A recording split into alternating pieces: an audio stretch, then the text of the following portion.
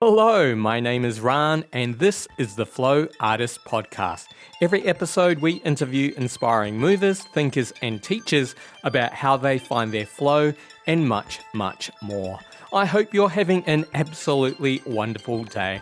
I'm going well myself, and we are edging closer to spring. Just recently, we had solar panels installed on our studio garden of yoga, and now I've developed a habit of checking how much power we've generated every 5 minutes. It's nearly an obsession, but seriously, we've got 2 split systems in our studio, and it is actually quite scary how much power they draw. So it makes me feel a little bit better just knowing that during the daytime at least we are supplementing, if not generating, all the power that we're using there. So that's good. And it makes me wonder why as a society we aren't using solar more in general. I know there's many problems and issues, but it's like free power raining down from the sky, right? Anyway, enough soapboxing from me. Let's get on to our episode. This week we're featuring a recorded conversation between myself, co-host Joe Stewart, and Gabrielle Boswell.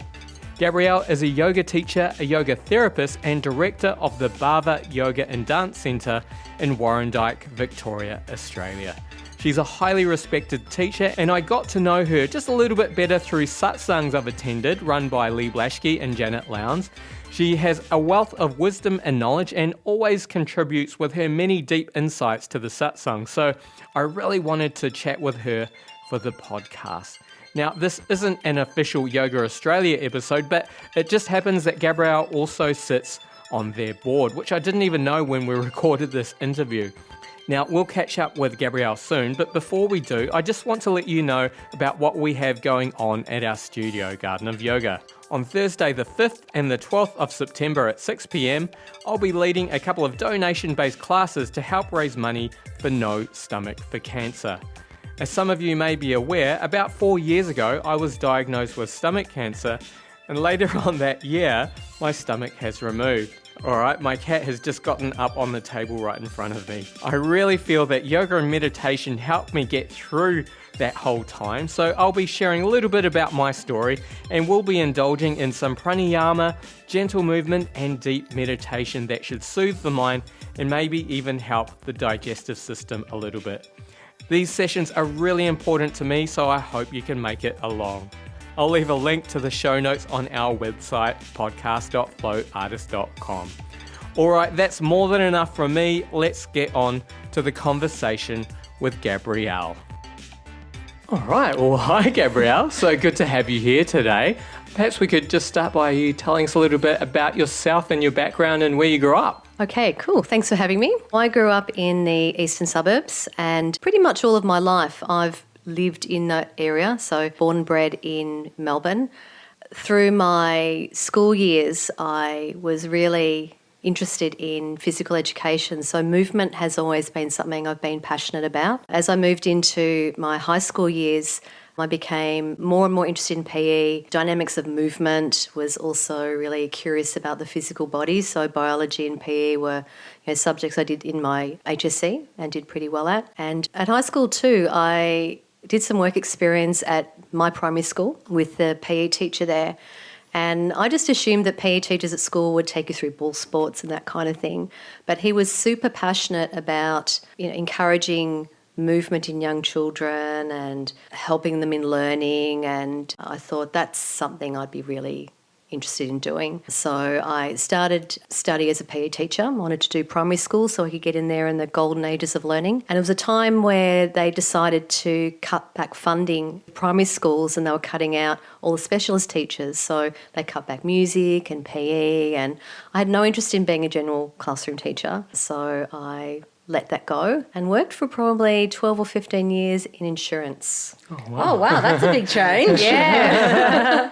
So I just kind of let that go. I was always doing a lot of sport myself. I played softball for many years, did calisthenics and gymnastics, but kind of put that whole teaching thing to the side. I thought, I guess that's not for me. And so did you just see the insurance job in the paper, and is that why you went in that direction, or was there another thing that drew you to it? No, I wasn't interested in the industry per se. I think I just went into what was a employment agency, and the skill set was pretty basic.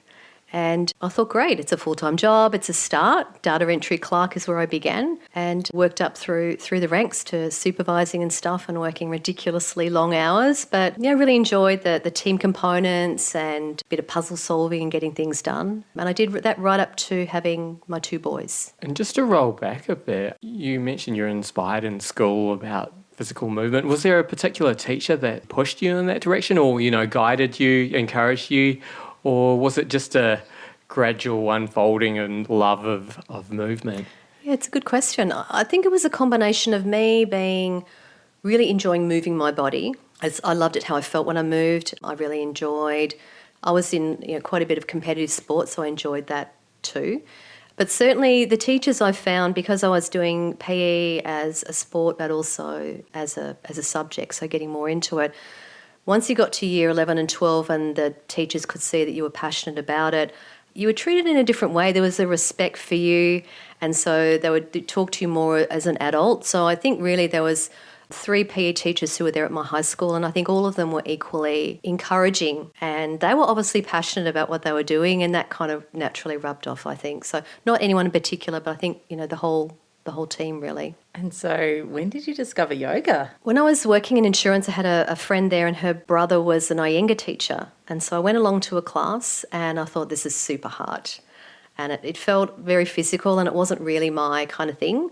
And so I let that go for a long time. I then went years later to another Iyengar class, which is interesting. I went in that direction. And I didn't really enjoy being in the classes, but I felt amazing afterwards. And that kind of kept bringing me back. And I did that for a while and again I stopped. And then what really lit my fire was when I was pregnant with my first son, Aiden, 22, 23 years ago. I did a prenatal video and I did that every day and I just felt amazing. And I think that's really what lit the fire for me. When I could, I found a class in the area that I could go to. And initially it wasn't strong enough for what I was used to, but it really touched me in a different way. And I remember being at home, I'd left the insurance, I was at home looking after my boys, and a newsletter came through and they were looking for yoga teachers. And I thought, I'm not working now. The boys are getting a bit older. I need to get back into something. And I love yoga and it's something I can kind of fit into the hours of school and stuff. And I thought, I'll see. So I called up the lady and said, I'm really interested. Do I need any prerequisites or any experience? And she said, you simply need to be open to whatever it is that we're going to offer and have a love of yoga. And I thought, I've got that in spades. Tick. Yeah. So it all sort of began from there. And so what style was that you did your training in? So the studio I did my training in is now the studio that is my studio, which is so kind of a full nice. circle. Yeah. So it's Bhava Yoga in Warrendyke. And it's really is a boutique style of yoga, so it's not under any particular lineage. Very much influenced by the Satsananga teachings, but there's colour and music and creativity, and it's a very integrated style of yoga. So we begin with a relaxation and then gentle movement, and there's always a meditation at the end. Was there kind of a turning point, maybe it was your pregnancy, when things shifted from feeling like, this practice is just not quite strong enough to be satisfying for me, like I want to move in a different way, to like settling into that more gentle practice? I was attending classes at Bhava for a year before I got the notification about the teacher training. And it had taken me ages to find a class that worked with the kids. And so I went once a week, every week. And for the first couple of weeks, I was lying there thinking my body really wants more. I think having had the Iyengar experience, I wanted something stronger. But my heart was saying yes. And I remember lying down listening to these beautiful, creative visualizations and little tears coming down the side of my face. And they weren't tears of sadness. It was like a coming home and a listening and a connecting in a different way. And I thought, if I can help one person feel this way, that would be amazing. So I think it was just a feeling into connecting inwardly in a different way. And I still love feeling strong and doing other things. I do boot camp and a little bit of weight training, and I love to feel strong in my body, but that's not why I do yoga. Also, just to backtrack again, did you have a little bit of dance in the mix as well? Yeah, nothing formal. I did a little bit with calisthenics. There's always like an element of free-form dance in that. So at the yoga centre, so it's Bhava Yoga and dance. So we do offer creative dance as well. And that is a natural extension, I think, of the yoga. So it's movement born from a sense of self. There'll be things that connect you more to grounding. There'll be things that connect you more to your heart, movements that connect you more to the water centre. And so it's a natural extension of the yoga. And I think it very much informs how I sequence and bring a class together. All the classes are very fluid and transition, I think, beautifully. So you would naturally move from the ground to a kneeling position, to a standing position, and then back down to a lower position. So you're not up and down. I think the flow of dance helps you find that rhythm and that grace in transition. And that's a big part of what we offer at the centre, is these beautiful smooth transitions. So it's a moving meditation that from the moment you begin to end, hopefully there's nothing that interrupts you from really being fully with yourself. And it's interesting you should mention that, because I find for me those fluid transition, it's like you're always present in the movement. And Iyengar is not my style either. And one of the reasons why is that structure of the class of stop and look at this thing. Now we'll all go back and do it. I just felt like I was always losing focus because now we're doing this. Oh, okay, now we're going back. And it really works for me as well to not have that separation of this is the pose that we're working towards and then this is a transition to get there. Like, it's all the flow. Absolutely. Yeah, absolutely. So you're really there from, it's a never-ending moment. As you mentioned, it's a very flowing style, and I'm just wondering how do you encourage that flowing smoothness in students who may be a little bit newer and may not have that physical literacy or ability to move as well as other people? How do you encourage that, or do you even not go there? I think a lot of it is ideally as a teacher using the right invitational language. And sometimes there's certainly structure around what I offer in terms of a practice or a posture, but I love to give people opportunities, if it feels appropriate, to explore being in it in a particular way. So if it feels like the arms want to move, the arms can move, or if it feels that you just want to be there and breathe, then that's fine too. My husband's just recently started coming and doing yoga with me, which has been great. And I felt that this sort of easy, fluid, just feel into your body was actually almost an easy way of practicing, because it wasn't so rigid and it really gave you the invitation to kind of find your own way. But his take on it was that it's actually an advanced practice, that unless you have the framework, then it's very hard to know how to find those kind of edges. So that's been a good learning experience for me, to bring that on board and think that for people who are used to a much more specific way of practicing, that could be a little intimidating and a little challenging. But I think it's really that invitational language is important. So feel into yourself, and if it feels fun or if it feels interesting, then maybe this is possible.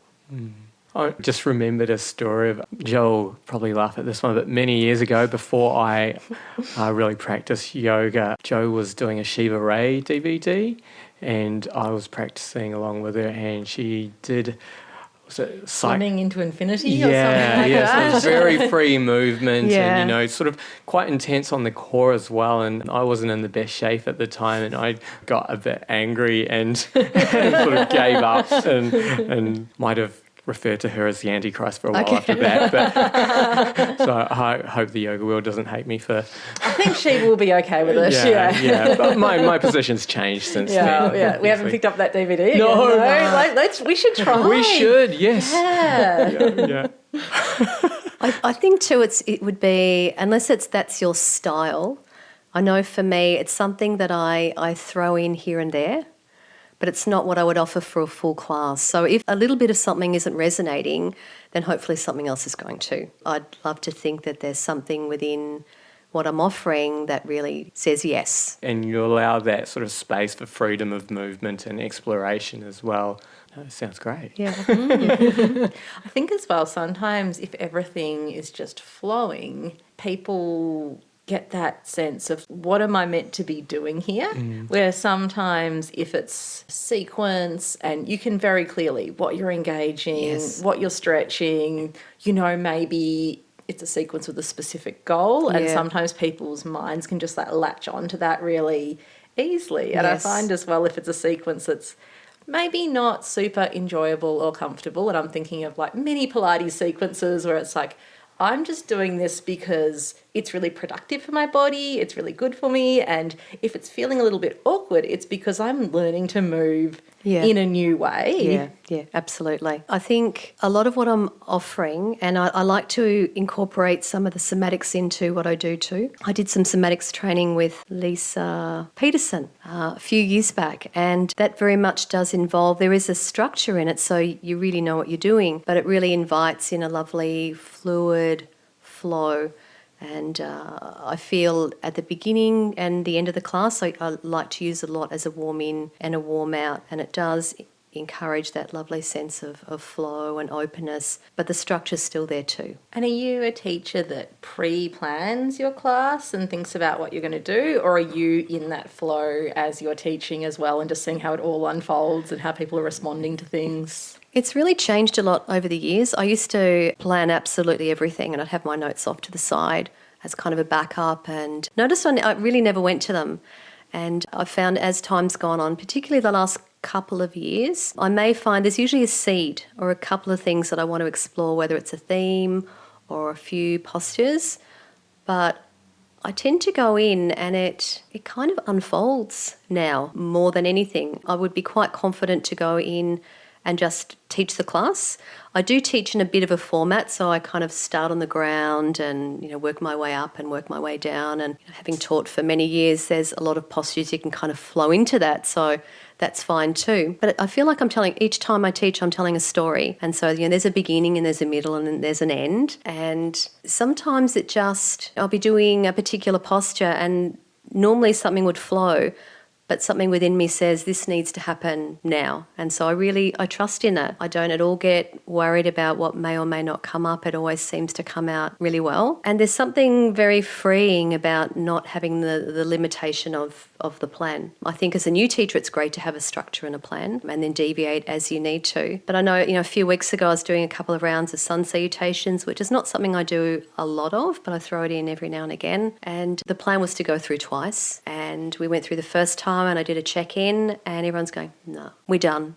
Once was enough. Okay, great. And so I was fine to then just move into something else and fill the gap quite comfortably. And it felt good to be really responsive to the group and move with that too. So yeah, I think some planning's great, but not so much that you can't move with the flow and to feel what's naturally coming through. The amount of times someone will come at the end of the class and, that's exactly what I needed, or I really needed to hear it in that way too. And it can be interesting. Somebody will say, I really needed to hear today about, an open heart. And that wasn't really what I was saying, but that's what they've heard and that's what they've received, which I've found really interesting.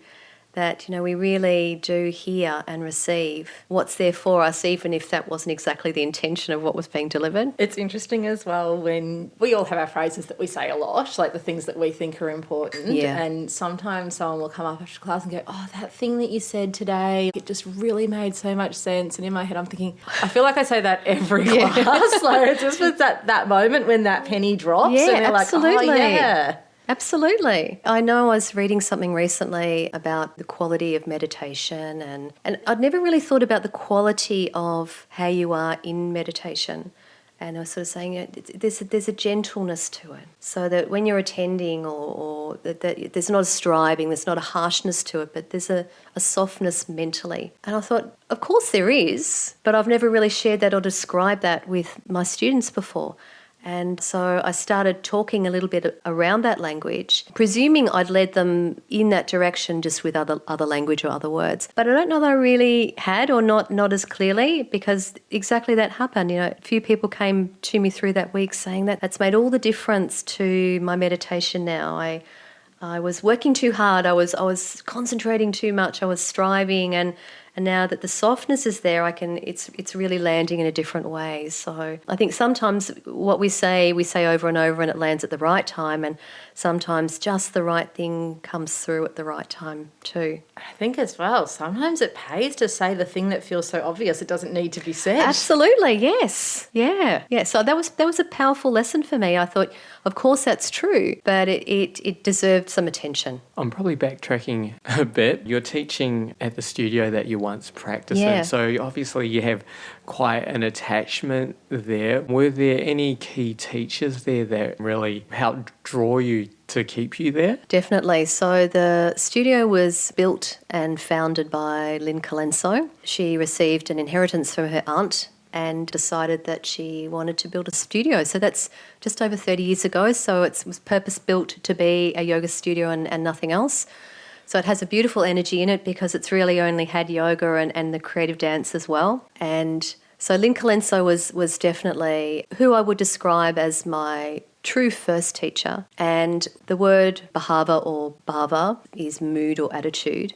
And that's really what she conveyed through the teaching. So she wasn't big on alignment or a posture looking a particular way. It was, what does it bring to you? So when you're standing in your warrior, how do you feel? And can you connect with the humility as the chin comes in? And it was all about the feeling that the postures bring. And she had the most beautiful, she'd decorate the room with, beautiful silk saris and flowers, and she would wear the most, beautiful cotton clothing and scarves, and she just brought so much life and colour and creativity into the classes, so lots of visuals, and so that really informed how I've practiced, and it really developed my love of the Bhava style of yoga. Oh, it sounds beautiful. It really is. It really is. And I think a lovely part of it is that it touches on, so it's not just, if we think of yoga as, say, body, breath, heart, mind, but it's also, connecting you to colour and imagery. And, for some people, the doorway in is through, it might be colour, or it might be smell, or it might be some other sense. So I think the more different avenues that you can open, the more possibility you're going to really invite somebody into a deeper experience. So I just felt that she opened more doorways, more possibilities for engagement. It's kind of interesting because now, say, functional anatomy and functional cueing and teaching for different styles of learning, which is it's something that's quite articulated now and something that people would do as a best practice kind of thing. But it sounds like that's just something that just naturally flowed out of her. That's just the way that she saw the world, and that's just the way that she taught, rather it being some kind of a protocol.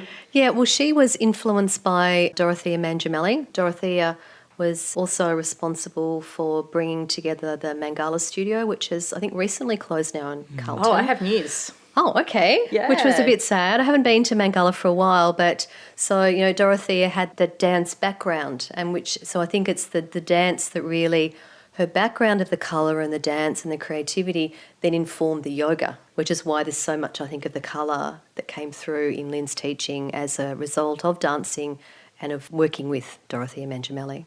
Well, So tell me about Mangala. Yeah, I did ink brush painting at Mangala from when I was like a little kid all the way up until I went to art school, basically. So over 10 years with Richard Liddickett there. Yep. And I did my ink brush painting with Mia, and she went on to form Travel Art Dance, which is a creative dance company. And so Mangala, they just weren't making it work with their business model. So all of the Mangala teachers are still teaching. They're teaching, I think, a Thornbury church. Yeah, okay. So those classes are still going. Richard's doing some ink brush painting classes there as well. And now Mia and Laura are turning Mangala into Green Monday Studio. So they're still doing the same style of creative dance there. They're still doing a creative style of yoga there, but they're bringing in lots of other yoga and dance classes as well. And Richard does an amazing unfolding of the self workshop, which is a combination of ink brush painting and meditation and movement. So that sounds wonderful. Yeah, the Mangala torch has just been carried on to a new generation. So yeah, I guess it's evolved precious. Rather than closed. I know, it's such a special place. It really is. And the teachings are just so precious. And I think it is that accessing through different modalities and through different movement and through colour and music, and I used to go to Peter Hockey's classes, and we'd all lie down and he'd be coming in and out, which I often thought was a bit odd as people, because it was a bit of a flexible starting time. Mm-hmm. So somewhere between, say, 9 and 9:15. And so you'd lie down and he'd be in and out, and people would be coming in and out, and he'd have this really loud, stirring music. And that just wasn't my experience of yes, music. Lynn would play music, but it was there, but it wasn't the hero. It wasn't sort of drawing you too much into any particular direction. But this was bold and it was really evocative. And then there'd be passing cars and reversing trucks. It's in Carlton, and I kind of always found it curious, and I don't know how settling it was, but thinking back on it later, I'm wondering if it just kind of met the busyness that you're coming into the space in. So you've been navigating traffic or finding a car park, or it's in the middle of the day, whatever's going on, and it's just kind of meeting that busyness and then inviting you into the stillness. So I think it really had its place. I always found it curious, but that may be why. It's that thing as well of just being real. Like, not just coming in and assuming because you're in a yoga studio, everyone's ready to meditate, we'll all just drop into bliss, but instead acknowledging like, yep, it can be crazy out there in the world. Sometimes we bring that with us, but, we can evolve to a place where we are able to kind of settle in and feel a bit more calm and a bit more still. Yeah. So now my gym class, my class down at Northcote Aquatic Centre, it seems that it's right next to the actual gym and the weights room, and I think around Shavasana time is when some person decides to throw their weights down every minute or so. But I actually feel like people still manage to get Makes you a good meditator. Absolutely, it sure does. Absolutely. And sometimes I try and sort of, because, there is a soundscape happening, I like to bring that in as well and just allow people to let it wash over them. It's always that thing as well where you're like, has it been this noisy through the whole class, but I've been doing so many other things I haven't noticed, and it's only now that we're still I'm hearing all of this. Because life doesn't stop for us to meditate, does it? And ideally, if we can find whatever it is that we connect with in our meditation and actually bring that into all that we do, that's life, isn't it? That's living from, a wonderful place. So it's lovely if we can have that stillness and quietness, but it's an opportunity to also practice when it's not. Hello, Rane here, just popping in to kindly request that you please subscribe to or review us on Apple Podcasts or wherever you download your podcasts from. It helps other people discover us so we can share the stories and wisdom of incredible teachers to more and more people. Speaking of sharing, if you could share our episodes on social media, that would also help us out, and you'd love to help us out, right? Alright, that's more than enough from me. Let's get back to the conversation with Gabrielle. I guess that leads us to your current practice because you have dedicated yourself to a daily meditation practice and to documenting it as well. Going to tell us a little bit about that? So I've tried on and off to... Meditation is something that probably initially was the most challenging part of a yoga practice for me. And I think a lot of it was physical, just the physical sitting was uncomfortable. When the body's uncomfortable, it's difficult to connect to a quietness within. So I guess as my body got stronger, I felt more and more drawn to meditation. I've done some training in the iRest meditation, which really informs how I sit with my practice as well. And I just found I wanted to do my daily meditation and all kinds of stuff would come up. I'd do it for a bit and then I wouldn't, and it was frustrating. And I'm not sure what made the difference, but I recently went on a 7-day iRest meditation retreat, and part of my commitment was to do, in one of my meditations, I thought I need to commit and make myself accountable, and the accountability is going to help me commit, I think. So I thought 108 days, why not? 108 days of consecutive meditation, no excuses. Previously it'd be, I won't do it on the weekend, just through the weekdays, and not if I'm on holidays. And I thought, no, it really needs to be a sustained practice every day. So I've set up a little Instagram account and really a handful of people following, and it's really not about building any kind of audience, but even if just one person's watching, it keeps me accountable. And it's been great. I've been documenting, I'm up to day 54, but I actually did a week before that when I was on exactly retreat. Halfway through. I am. How exciting. I didn't notice that. Yeah, absolutely. And it's actually been effortless. For some reason, something's switched and it's become an absolute priority, and it's been fabulous. I started with 20 minutes and I thought I'll just very gradually build up. The aim initially at the beginning was to get to 40 minutes, but I'm not sure anymore whether that feels right. So I worked up, I did 20 for a week or so, 25. Gradually they went up by 1 minute to 30, and I've been sitting on 30 for a week or so, and it's feeling like a really nice place to be. And I figure if my little dinger goes off and I'm disappointed, then I'll extend it. But at the moment, I'm not waiting for it to go, so it still feels very comfortable, but I feel satisfied when it goes off. So yeah, it's been wonderful. Do you feel like, obviously, this was just the right time for you to begin this practice, but I'm wondering if you set up any other strategies in place for yourself that has made it easier to find time every day? I used to be, and still am to a degree, I get up and I tend to do a bit of a flick, check my emails, I might do a bit of an Instagram check, a bit of a Facebook check. So I've consciously cut back that time. I know I need about an hour and a quarter from the time I start my meditation to be out the door. So I know what time I need to be out the door each day, and so I wind it back and I give myself an hour and a quarter.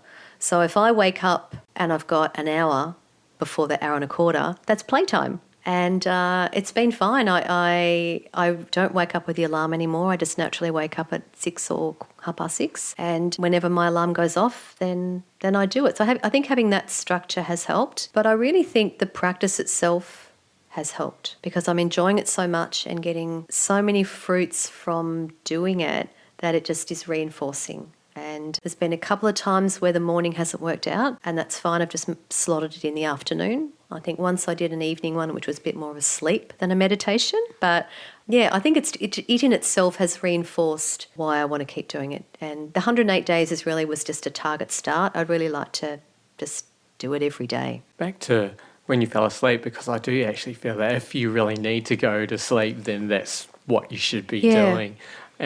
And that actually reminds me of, we've both been attending the Yoga Life Satsang with Leigh, Blashki and Janet Lowndes, and they've been awesome sessions, and I've gained a lot of insights from everyone there, including yourself. And I particularly remember the last session was on not knowing and exploring ideas around that, and you said something about how wonderful it was, the liberation of not knowing and not having to fit into a certain shape or just having that freedom. Would you like to talk about that? Yeah, I did some training with a yoga therapist, kinesiologist. Her name's Susie Haitley. She's from Canada, and it's all been done, online and remotely. And she works predominantly, her main focus, I think, is getting people out of pain. And she works with what she calls pure movement. And so she said a lot of people where they have, say, limited movement in their shoulders or their hips, they compensate. And the compensation in itself is creating problems. And if the body keeps compensating, then wherever the movement is limited is never going to get better because the compensation's in place. And so I've done a lot of work with her in pure movement, and she works with principles of movement. So, the first thing is begin with this sense of relaxation. Great place to begin, being relaxed. And the movement begins with the spine, and then you radiate out to the larger joints, and, is the core part of what you're looking to do, to be engaged. And then she talks about qualities like less is more, and relaxed resilience, which is ease versus effort. And so as a teacher, I like to encourage people to practice more with the principles than with specific alignment cues. And so it might be a case of, for example, if you're in a mountain pose or downward facing dog, how does it feel to be in the pose and just take a little bit of effort out? And occasionally someone will say where or how. I'm not going to tell you where or how. Just put it to yourself. How can I be a little bit more comfortable here? And for somebody, it might be relaxing their shoulders or moving their neck. For somebody else, it might be, softening the knees or just not pushing so much into the ground. So I think working with the principles helps people make the right choices for their body. And it really personalises the practice, so then your instructions can really apply to everybody. To say, which you'll rarely hear in my class, tuck the tailbone under, which I think is a really poor cue generally. To tell everybody to tuck the tailbone under is just not appropriate. You're going to be getting people who are already in a neutral, healthy spine, creating tension and dysfunction somewhere else. So I really encourage people within certain structures that I think are important and safe within the posture to then really drop in, connect in. Is there anything in my body that's not feeling right? Is there any discomfort in my joints? Is my breath flowing comfortably? Is there anything at all that is disturbing this sense of being here, still and settled? and then making those kind of adjustments so that you can really be in the pose fully. And if I can look around the room and everybody is doing something a little different, I reckon it's landed, and I'm doing what I'm hoping to be doing. Everyone is practicing yoga with a sense of their body and what they bring to it, and so we can't all expect the shape to look the same. It just doesn't work. A lot of people have this perception of yoga as being quite athletic and quite strong, and in many schools it is quite athletic and strong. So when you have perhaps newer students coming to your studio that do have a strong athletic practice, how do you encourage them to soften, relax? Yeah. As part of the teacher training program that I'm running at the studio, a couple of the girls who've come in this year have obviously come from a much stronger, more dynamic background. At the end of my practice, I'll often say, time to come down and rest in Shavasana, or if there's something that you really feel your body needs to feel satisfied or balanced or relaxed, enjoy that first, and then when you're ready. And one particular lady I can think of, went into this really strong binding twist. Binding doesn't happen in my class. It's not in my vocabulary. But that was what her body was calling for. And I'm like, okay, that's interesting. I'm not going to say that's not right or wrong for you, but everyone else is lying down or just, maybe just a knee side to the side, and she was going to full, because we were on the ground. She had to come up and off she went into this bind. But after spending a little bit of time with me and really working again with those principles of inviting people, just try it on. Try it on. How does it feel to take 5 or 10% out of what you're doing? And then to see and hear what that brings to the practice is, I didn't realise the posture could feel this way. I didn't realise it didn't need to hurt.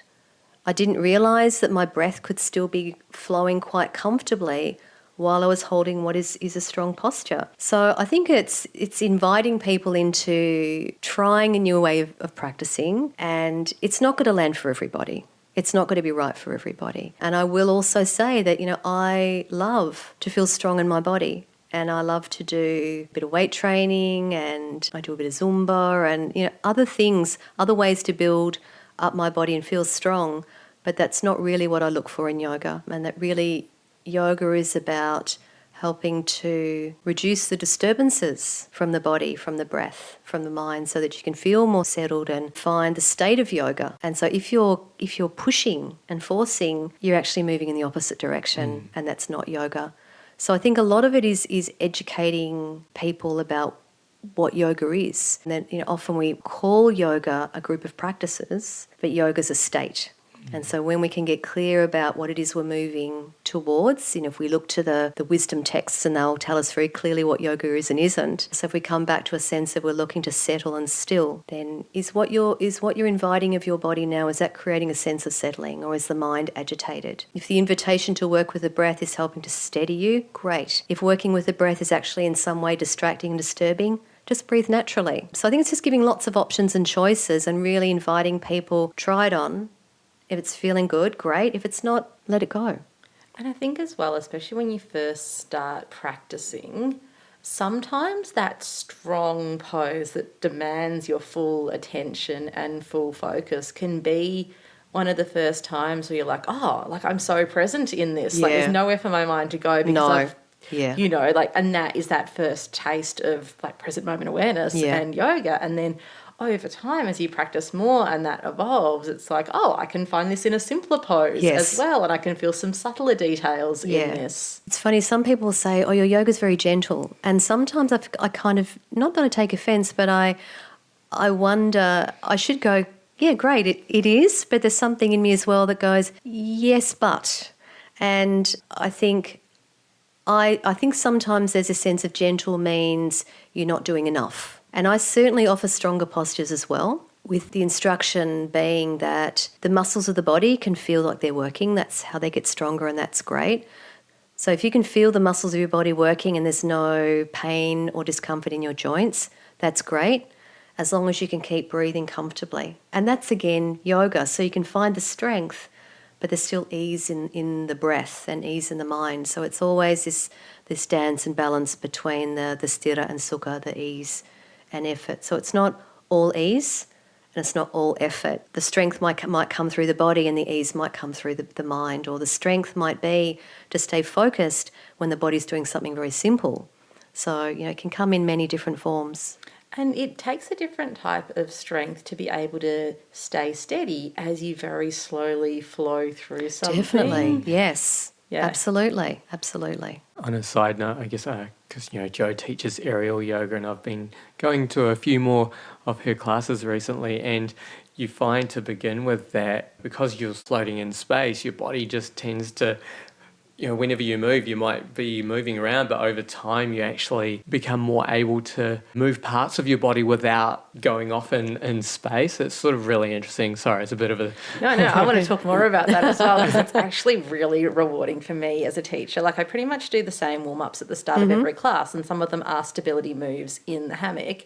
And to begin with, just that project of organising movement in a piece of fabric. Yeah. Like, people's hammocks move all over the place.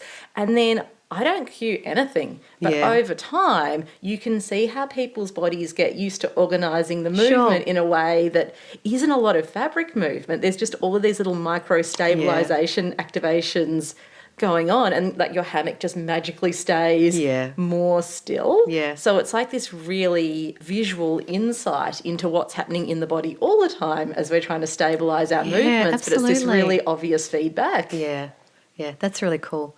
I think coming back to the principles of movement, I work a bit with core engagement and with stabilising in other parts of the body, but I love when you use principles rather than direct anatomical cues, that people are finding their own way of their body organising itself, which is exactly that. So you're not saying draw in here or contract here or lift here, but a cue perhaps of keeping the spine quiet or keeping the torso steady while you're moving your arm or legs is engaging the core, engaging those stabilising muscles without you needing to think about recruit this or let go of that, and empowering the person to find that structure within their own body, that we simply need to put the idea to our mind, mobilise here, stabilise here, and the body kind of works it out. That's pretty cool and much easier to organise than do this, and this with different parts of your body. Which may be wrong for different people. Definitely, exactly. Especially talking about core and pelvic floor, because a lot of people are walking around with a chronically tight pelvic floor and the symptoms are the same as someone who has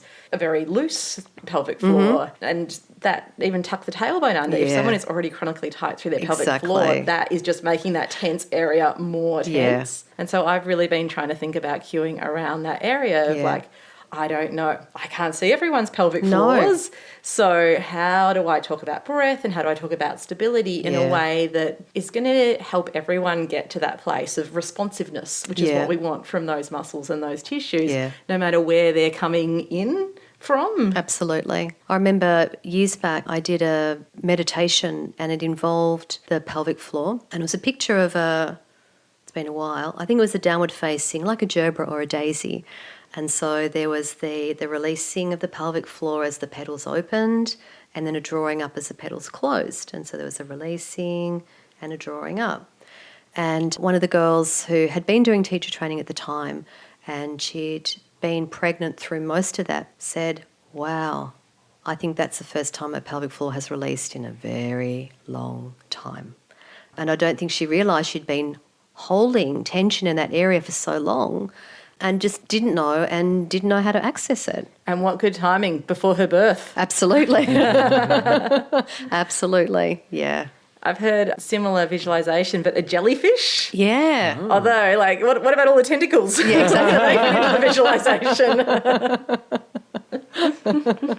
visualization. Yoga and meditation really helped me and Joe through my cancer journey, and I noted on your website you mentioned that yoga supported you through the death of your father, the raising of your teenage boys, and the emotional roller coaster of menopause. I was wondering if you could perhaps talk about that a little bit. Sure. I haven't updated my bio for a while, but I'm going to add one more thing to that. In 2012, my husband became very, very sick. He'd been sick for quite a while, undiagnosed. I think they thought he had leukemia. They did all kinds of tests and he lost 20 kilos. He had night sweats. He dragged himself to work every day, I don't know how, and then collapsed at the end. But anyway, long story short, he got diagnosed with myocarditis, and he ended up with brain aneurysms and aneurysms in his forearm. He lost most of his spleen. He was in hospital for 3 months in both neurology and cardiology. And he was touch and go for a very long time, one of very few people who've survived the systemic infection that he had. So at that time too, I was 2 young boys, managing a studio, seeing him every day. So through all of those things, and everyone's life has these things that come and go, yoga for me was a way of coming right back into centre. And because I was teaching a group of people, you need to be fully there for them.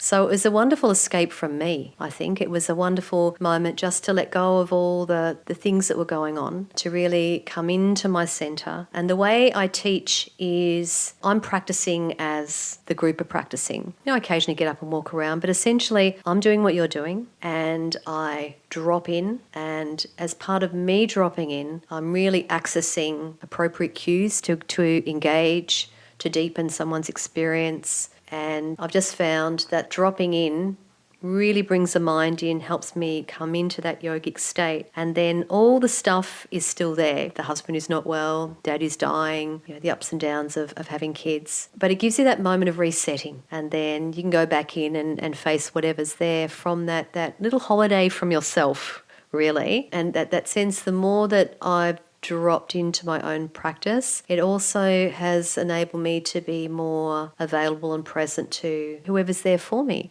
I know when my nana died a couple of years ago, she only had a day or two to go, and Mum really wanted me to go and see her, and I felt uncomfortable. I didn't know what to say, what to do, and I think I read something from the Tibetan book of Living and Dying. I just kind of flicked to try and find something helpful, and what I got from it was, I really just need to turn up and be there. I thought, I can do that. Like, that's something I can do really well. I'm really good at just being. I can hold space and sit with somebody. That's something I can really do. And so I did, and I just sat with her and I enabled whatever to unfold. And that's just such a gift from yoga. It's been an absolute rock for me, a real place of coming in, tuning off, but in a way that I can then come back with a freshness and a lightness and perhaps clarity too, depending on what's going on. I had a really similar experience when Rane was unwell. Like, teaching for me was a really great breathing space in that. Yeah. And as you're saying, being present for other people, being in the flow of the movement. Yeah. And absolutely, we want to be present in all moments of life. But I think when someone that you love has a serious illness, like, your mind is always going to the future and you don't know what that future holds. So that very conscious grounding into the present moment, it's like it just recharges your batteries a little bit to kind of go back out and be a bit more present in the everyday moment of the rest of life. Yeah, our nervous system needs to reset. So if we're kind of operating a particular level, even if it drops down a bit, it's going to come up again, depending on what's going on. But we're coming back up from a place that's dropped a little. Otherwise, we're just going to keep going and going and going. So there's certainly moments where things were very challenging, where I wasn't in a headspace to teach. And then it's appropriate to step out. I don't want to be struggling in a space when I'm responsible for holding a space. I don't think that's fair. And, I've needed to step back and say, now's not the right time to teach, or now's not the time to sit with somebody one-on-one, because my space is a bit clouded and I really need to be open for that. So, there's wisdom in that too, to know that this is a great opportunity to sort of step out, step into something and come back, or maybe for a while I step out altogether. And so were there other practices that really helped you through those times? I think a lot of it was... A lot of people stepped in, particularly with my husband, to help, to look after the boys. They were sort of 15, 16, cook. And so I think there was a real sense of, because part of me is like, I can manage all of this. I can do it. These are my boys. I can still go in hospital, see Andrew, do my yoga classes, do the cooking, pick up, I can be the superwoman. And at some point I said, you know what? You don't have to be the superwoman. It's okay to let other people come and help, and other people are really happy to help. So I think it was a real sense of letting go and allowing others to step in, and then the graciousness and gratefulness for that. And it's just like you tell your students, could I do 10% less Yes. and enjoy it more? Absolutely. And I have found more and more, and I think it is a flow on from the meditation, that I'm just creating more and more space I've put on my emails, I only answer my emails up till 4 p.m. And I pretty much stick to that.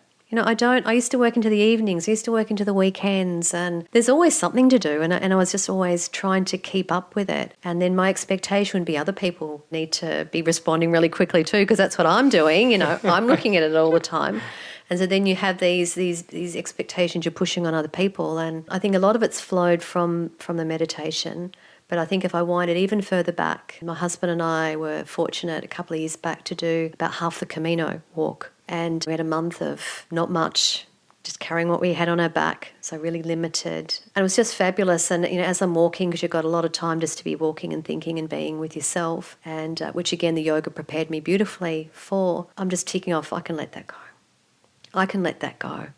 And just this sense of when you lighten the load and you really feel into what that feels like, I'm getting much better at doing that. And not just saying that's enough, just is there still more space? So I'm loving the meditation space and then creating more space in my life too. Yeah. I hear people say this about minimising their belongings and clearing out their houses as well. Like once you start doing it and there's this extra space, you just want to do it more. Yes. Yeah, absolutely. So I'm looking forward to how that unfolds and what that looks like.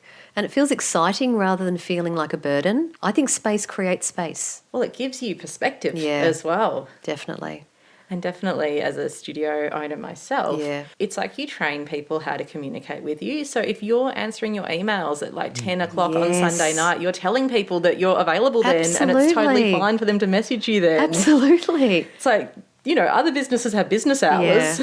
Yeah. If you emailed another business, like they wouldn't even be open on the weekend. No. Also, often as a yoga teacher, you're almost balancing that fine line between friend and... Yes. Yeah, I'm struggling to find the word, but yeah. Yeah, because people do become your friends, but also they're people who come to your work. So there's that, like, I think all of that goes better if you do have some clear boundaries in mind for yourself as what's work time and what's play time and what's practice time. Absolutely. And I'm 100% in the process of always trying to get to that place. Yeah.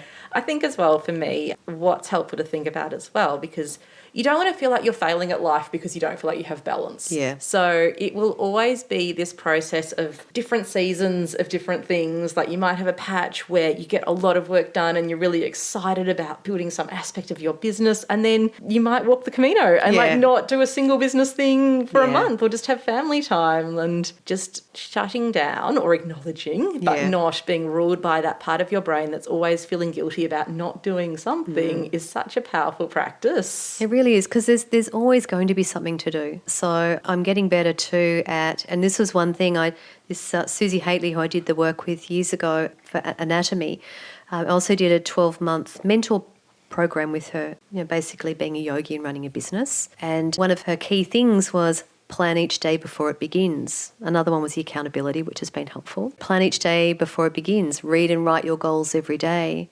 and be accountable. And so I try, each day to just kind of write, maybe 2 or 3 things that I want to get done for the next day, and things that will create more space for me so I can mentally tick it off and know that it's done. And even though there's always going to be a pile of other stuff to get done, I give myself probably about an hour when I get home of that needs to be done after teaching.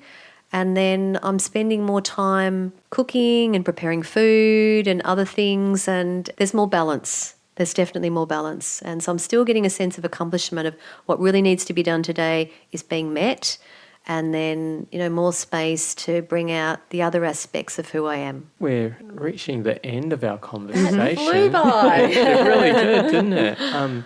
So if you could distill everything you've learned, everything you teach down to one core lesson, what do you think that one thing would be? Or what's speaking to you right now? Look, I really think it's to slow down, because when you slow down or stop or take a moment and, let's say in terms of a yoga practice, then you have that opportunity to look inwardly and to then make a wise decision as to, is the call to do less, is the call to do more, is it to modify? We can then, when we slow down, when we make space and we listen, we learn to respond rather than react, and that slowing down gives us space.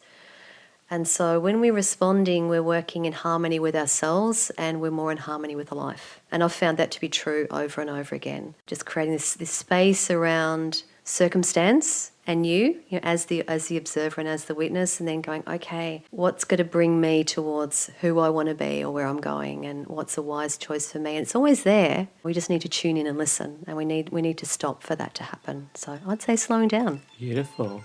Well, thank you so much. I think it's given me a lot to think about, and as I mentioned before the interview, I'm going to cover a yoga class tonight, and I think I've got lots of things I want to try out there. Yeah, so cool. Thank you again so very much. My pleasure.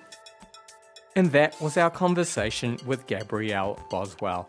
She's given me a lot to think about, both in my own practice and teaching, and so I asked the question to you.